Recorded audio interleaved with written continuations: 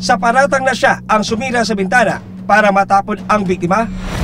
Why is it that inside the room, the police investigators saw evidence of a commotion, like your curtain was dislocated, the window was forced open, things were quite in such a disarray inside the room? That was the window she fell from. Because when she was falling, she dragged the curtain down. And the window wasn't forced open. Because I always open my window.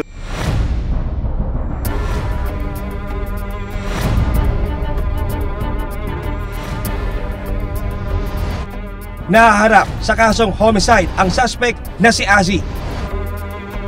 Colonel, dito po sa ating case na ito, ano po ang status ng kaso po natin?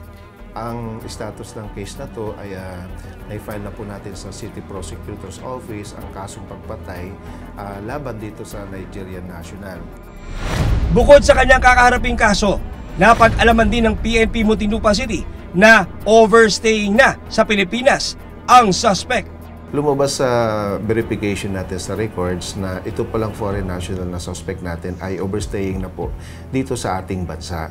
And sa datos po ng Bureau of Immigration, ito ay blacklisted na po dahil nga po sa overstaying na siya. Sa pagkahuli kay Azzy, umaasa ang pamilya ni Mia na tuluyang mabibigyang hustisya ang pagkamatay ng dalaga. Sana kung ikaw, Christian Ochina Isi, kung talagang may konsensya ka, umamin ka na lang sa totoo mong ginawa sa anak ko. Huwag mo nang i-deny dahil dalawa lang naman kayo doon. Anak, kung nandito ka man ngayon, nakikita mo si Mama, tulungan mo ako, gabayan mo ko, basta lalaban natin ang kaso para mabigyan ng hustisya ang pagkamatay mo, anak. Love na love ka ni Mama, anak.